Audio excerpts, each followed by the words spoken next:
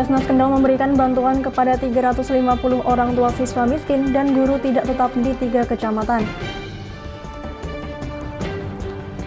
Wali Kota Tegal bersama dengan beberapa pejabat daerah mengenakan seragam sekolah dasar guna menghibur anak-anak peserta vaksinasi. Federasi Olahraga Karate-Do Indonesia atau Forky Webes menggelar kejuaraan junior ke-7 yang diikuti oleh anak-anak kecil usia sekolah dasar. Selamat sore pemirsa, bersama saya Amanda Soraya, inilah Jateng hari ini. Guna menggairahkan kembali ekonomi dampak pandemi COVID-19, pemerintah memberikan bantuan subsidi bunga sebesar 3% pada program kredit usaha rakyat bagi pelaku UMKM. Dengan demikian, bunga KUR yang dibayarkan hanya 3 dari 6% bunga.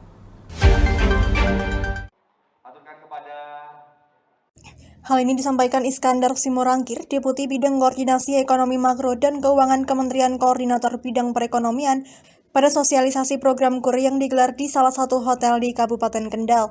Bantuan subsidi bunga ini sebagai stimulus bagi pelaku UMKM untuk mengembangkan usaha supaya cepat maju. Selain itu, pelaku UMKM juga diberikan kemudahan, yaitu pinjaman tanpa agunan untuk pinjaman maksimal 100 juta rupiah. Kegiatan tersebut juga bertujuan optimalisasi penyaluran KUR untuk meningkatkan kesejahteraan UMKM dan pemulihan ekonomi di Kabupaten Kendal. Presiden kan sudah menetapkan untuk agunan tambahan, kalau KUR-nya sampai 100 juta nggak perlu, cukup proyek itu. Misalkan contoh, dagang, ya. UMKM mau berdagang atau buat kerajinan atau membatik, dia nggak perlu agunan rumah atau mobil dan sebagainya, cukup dagangnya aja. Ketua Komisi 11 DPR RI Dito Genduto mengatakan, pada tahun 2021 ini plafon untuk KUR sebesar 285 triliun rupiah dan yang sudah terrealisasi sebesar 273,3 triliun rupiah. Khusus di Kendal sudah terserap sekitar 1,3 triliun rupiah. Karena andalan kita dengan situasi COVID, pasca COVID ini UMKM ini akan harus berkembang dengan baik.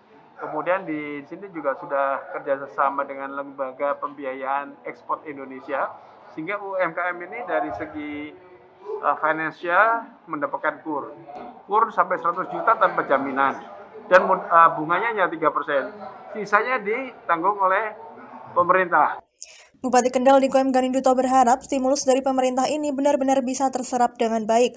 Oleh karena sosialisasi akan digencarkan oleh dinas terkait karena masih banyak pelaku UMKM yang belum mengetahui tentang program KUR. Memberikan sosialisasi kepada para pelaku UMKM karena memang banyak sekali yang belum mengetahui tentang program ini. Banyak juga di luar sana yang memberitakan yang tidak baik terkait dengan KUR ini. Jadi saya jangan dengar juga tuh ada yang coba memprovokasi lah gitu bahwa program ini tidak baik. Sebenarnya ini kan adalah stimulus dari pemerintah gitu. Jadi memang harus kita sosialisasikan dengan baik. Di Kabupaten Kendal terdapat sekitar 31.000 UMKM. Pemkab Kendal sangat konsen memperhatikan UMKM dengan berbagai program dan pendampingan untuk meningkatkan UMKM supaya naik kelas. Dari Kendal, Muhammad Arya, Lingkar TV melaporkan. Pemerintah Kabupaten Kendal, Jawa Tengah melalui Basnas kembali menyalurkan bantuan bagi orang tua miskin dan guru tidak tetap sebanyak 350 orang dengan nilai Rp139.400.000 di 3 kecamatan.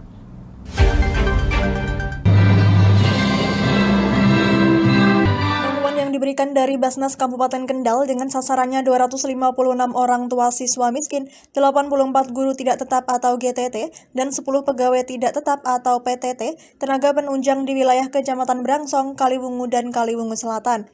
Ketua Basnas Kendal Samsul Huda mengatakan, program penyaluran bantuan kali ini bertujuan untuk meringankan beban orang tua siswa, GTT, PTT, dan tenaga penunjang.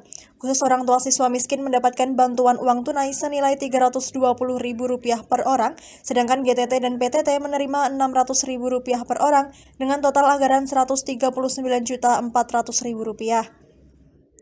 Dari jumlah keseluruhan dengan rincian 107 orang tua siswa miskin, beserta 27 GTT dan PTT di SDN 1 Brangsong senilai Rp50.400.000, 10 tenaga penunjang di Kecamatan Brangsong Rp13.700.000, dan 88 orang tua siswa miskin dan 38 GTT PTT di Kecamatan Kaliwungu senilai Rp47.500.000, serta 61 orang tua siswa miskin dan 19 GTT PTT di Kaliwungu Selatan senilai Rp27.800.000. Kalau guru berarti miskin, karena tidak cukup gajinya untuk biaya hidup, maka asnafnya namanya miskin. Orang tua ada yang fakir, ada yang miskin. Ya, makanya tadi kita lakukan dengan pemberian yang sekarang ini untuk biaya sekolah anak. Ke depan kami berharap untuk mengusulkan yang produktif berbentuk usaha-usaha.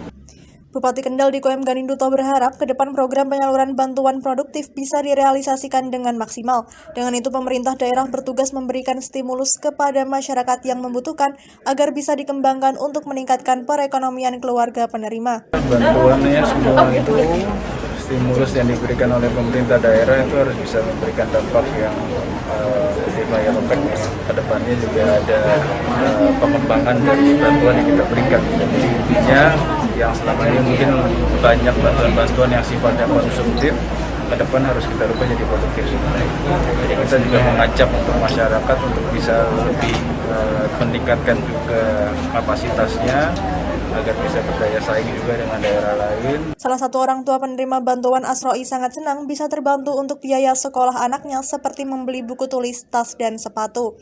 Rencana untuk anak ini Pak, untuk membayar nanti sama buku untuk paketnya itu untuk pembayaran sekolah. Pada tahun 2022 nanti, Samsul meminta Ketua UPZ yang ada di Kabupaten Kendal agar lebih aktif mencari dan mendata kebutuhan produktif masyarakat. Pihaknya akan mengubah pola program pemberian bantuan dalam bentuk konsumtif menjadi kebutuhan produktif. Dari Kendal, Muhammad Arya, Lingkar TV, melaporkan. Pemerintah Kabupaten Pati memberikan sosialisasi peraturan Bupati tentang kewajiban ASN beragama Islam untuk membayar zakat profesi. Diharapkan peraturan Bupati tentang kewajiban membayar zakat profesi bagi ASN dapat menaikkan pencapaian zakat Basnas Pati.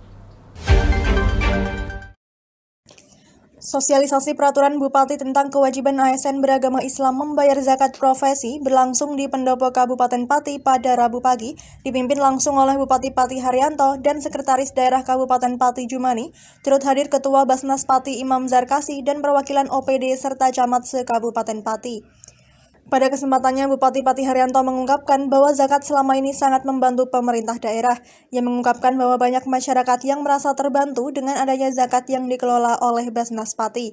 Saat ini pemerintah Kabupaten Pati sedang mengupayakan agar jangkauan zakat dapat diperluas. Pihaknya menambahkan bahwa nantinya tidak hanya bagi ASN dan pegawai BUMD yang diwajibkan membayar zakat profesi, melainkan akan menyasar pada pengusaha di Kabupaten Pati. Dalam rangka untuk memaksimalkan pendapatan Basnas ini, karena kita ini ketinggalan dengan daerah-daerah lain. Ya, daerah lain itu kalau di Karanganyar itu sudah jumlahnya per bulan, per tahun itu tidak sedikit, karena sudah menembus berbagai lini. Kalau kita ini hanya baru berkutat pada PNS yang ada di Rendah, PNS yang ada di Menang. Ketua Basnas Kabupaten Pati Imam Zarkasi yang juga hadir dalam acara tersebut mengungkapkan bahwa kewajiban Basnas dalam hal ini mensosialisasikan peraturan Bupati tentang kewajiban ASN beragama Islam untuk membayar zakat profesi. Ia menambahkan bahwa pada periode tahun kemarin, aturan pembayaran zakat profesi masih dalam bentuk surat edaran Bupati. Meski begitu, ia mengungkapkan bahwa pencapaian pendapatan zakat hampir menyentuh angka 6 miliar rupiah. Ini memang tugas Basnas untuk mensosialisasi Pergub 75 tahun 2020 supaya dengan Pergub itu nantinya OPD maupun camat maupun BUMD bisa menyalurkan zakat infaknya ke Basnas. Sudah mencapai hampir 6 miliar. Tapi kan belum belum dilegalkan Pergub. setelah Pergub ini mungkin akan lebih banyak. Basnas Kabupaten Pati menargetkan setelah adanya Perbub nantinya, pencapaian pendapatan zakat dapat naik. Ia menargetkan setelah adanya peraturan Bupati ini, pendapatan bisa menyentuh angka 7 miliar rupiah. Dari Pati, Fajar Mukti, Lingkar TV, melaporkan. Ya, kami masih akan kembali, tetap bersama kami di Jateng hari ini.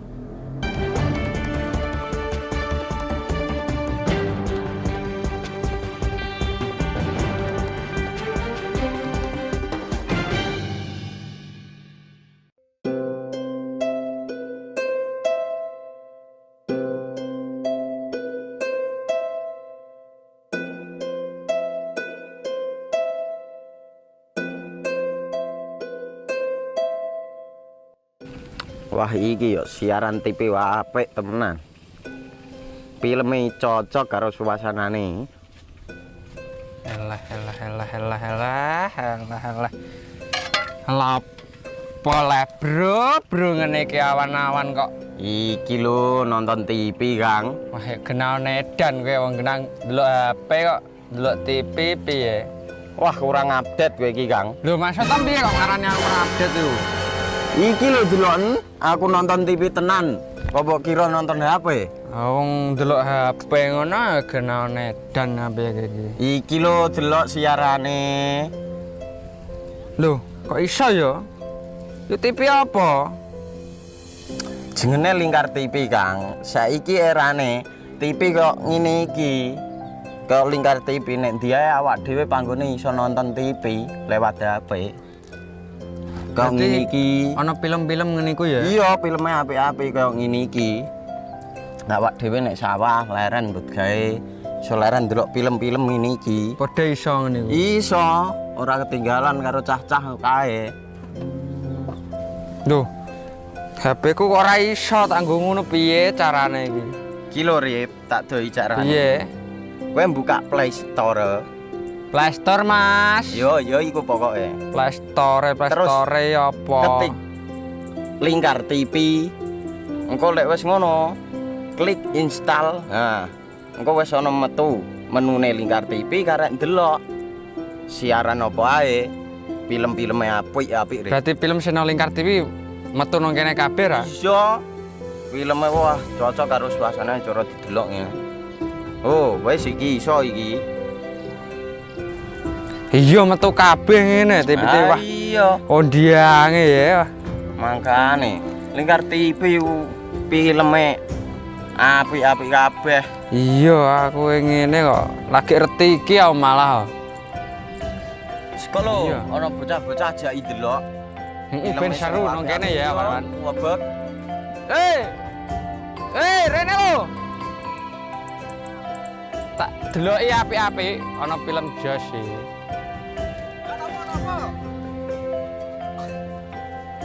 Rene go Rene. Oh iki lho tak deloki film nang Lingkar TV. Solutif dan terpercaya. Tonton siaran Lingkar TV melalui aplikasi Lingkar TV di Play Store. Dengan cara ketik Lingkar TV di pencarian Play Store, kemudian tekan install. Mudah bukan? Nikmati tayangan-tayangan menarik dari Lingkar TV kapanpun dan dimanapun Anda berada. Tinggal tekan menu Lingkar TV di HP Anda dan selamat menonton!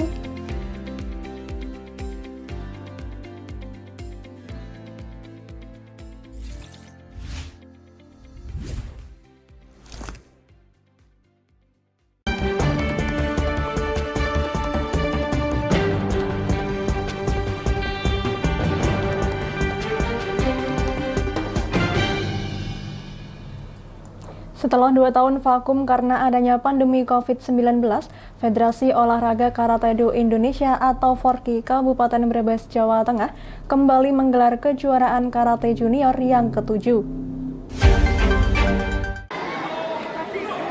Kejuaraan Karate Junior ke-7 ini digelar di Gedung Olahraga Sasana Adi Krida Brebes dan diikuti oleh para atlet bukan dari Kabupaten Brebes saja, namun para atlet dari Kabupaten Tegal, Kota Tegal, dan Kabupaten Pemalang, bahkan ada dari Salatiga, Yogyakarta, dan Cirebon, Jawa Barat. Ketua Forki Kabupaten Brebes Wahidin menyampaikan pihaknya baru menggelar kejuaraan Karateka Junior pada penghujung tahun 2021 ini setelah 2 tahun vakum karena adanya pandemi COVID-19. Wahidin menuturkan para peserta kejuaraan junior ini diikuti banyak peserta dari prediksi semula yang diikuti oleh sekitar 400 karateka, ternyata sampai pada pelaksanaan menjadi 600 lebih karateka tingkat anak-anak dan pelajar. Karena banyaknya peserta, Wahidin mengaku banyak kekurangan dalam penyelenggaraannya, namun sekaligus merasa optimis karena ternyata para karateka dari usia dini, junior hingga senior bersemangat dalam mengikuti kejuaraan. Ia berharap kejuaraan Karateka Junior ini bisa memupuk sportivitas di kalangan generasi muda. Ini adalah kegiatan rutin setiap tahun ya. Jadi kami pengurus Forki itu melaksanakan kegiatan event tahunan kejuaraan karate memperebutkan ketua Forki. Nah ini untuk kepengurusan yang baru, ya ini baru pertama kali ini perdana ini kita laksanakan seperti tahun-tahun sebelumnya. Hasil dari kejuaraan Karate Piala Forki Kabupaten Brebes sebagai juara umum pertama dari kontingen Sasana Skruider Salatiga dengan perolehan medali 19 emas, 4 perak, dan 4 perunggu. Juara umum kedua kontingen Inkai Kodim Tegal dengan perolehan medali 10 emas, 13 perak, 10 perunggu, dan juara umum ketiga dari kontingen Gokasi Brebes dengan perolehan medali 7 emas, 9 perak, dan 16 perunggu. Dari Brebes, Gus Fadilah, Lingkar TV, melaporkan.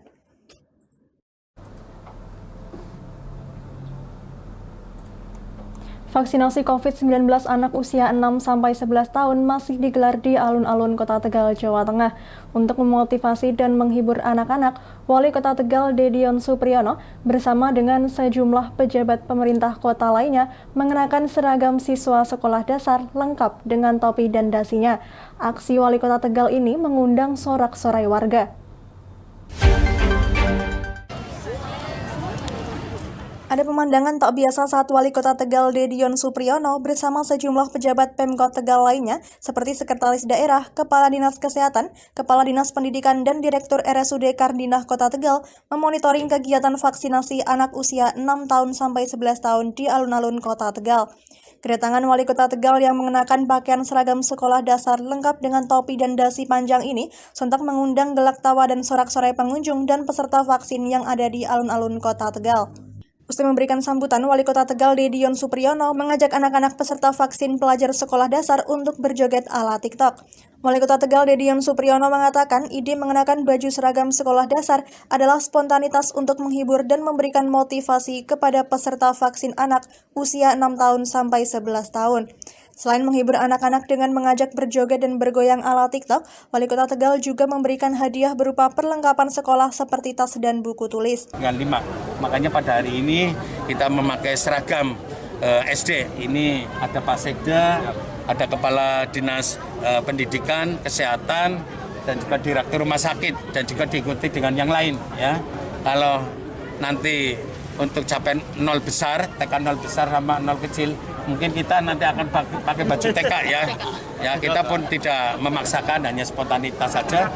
Kita menghibur adik-adik yang mau divaksin biar tidak tegang, tidak panik, dan juga kita memberikan hiburan ya. Kepala Dinas Kesehatan Kota Tegal Sri Prima Indraswati mengatakan, capaian vaksinasi pada hari ke-6 ini mencapai 13,9% dari sasaran 25.415 anak usia taman kanak-kanak dan sekolah dasar dengan target harian rata-rata 800 hingga 1.500 anak. 13,09% dari sasaran 25.415. Data di KPCPEN ya, KPCPEN itu 25.415, cakupannya sampai dengan kemarin sudah 13,09%. Targetnya Ibu? Targetnya tentu saja 100%. Vaksinasi anak tahap pertama ini ditargetkan selesai 25 Desember mendatang, sedangkan untuk vaksinasi tahap kedua akan digelar pada 15 sampai 25 Januari 2022 mendatang. Dari Tegal, Gus Fadilah, Lingkar TV, melaporkan. Berita tadi sekaligus menutup perjumpaan kita kali ini. Terus saksikan Jateng hari ini setiap pukul 17 waktu Indonesia Barat hanya di Lingkar TV. Akhirnya saya Amanda Soraya mewakili seluruh kerabat kerja yang bertugas pamit dari hadapan Anda. Terima kasih dan sampai jumpa.